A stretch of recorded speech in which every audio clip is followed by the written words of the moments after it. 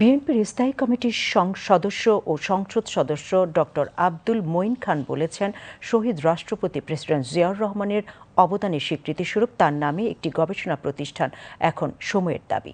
তিনি আজ জাতীয়তাবাদী মুক্তিযোদ্ধা দল ও মুক্তিযুদ্ধের প্রজন্ম আয়োজিত শহীদ রাষ্ট্রপতি জিয়াউর রহমানের ৪৫তম শাহাদাত বার্ষিক উপলক্ষে আলোচনা সভায় একথা বলেন। অনুষ্ঠানে প্রধান বক্তা হিসেবে মুক্তিযুদ্ধ বিষয়ক মন্ত্রী আহমেদ আজম খান এবং বিশেষ অতিথি হিসেবে প্রতিমন্ত্রী ইশরাক হোসেন বক্তব্য রাখেন। জাতীয়তাবাদী মুক্তিযোদ্ধা দলের সভাপতি ইশতিয়াক আজিজ উলফাতের সভাপতিত্বে সভায় সংগঠনের কেন্দ্রীয় আঞ্চলিক নেতৃবৃন্দ উপস্থিত ছিলেন।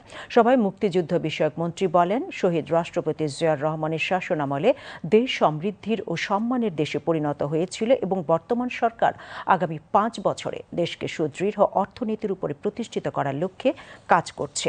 এর আগে শহীদ প্রেসিডেন্ট জিয়াউর রহমানের আত্মার শান্তি কামনা ও দেশের সর্বাঙ্গীন মঙ্গল কামনায় মোনাজাত করা হয়।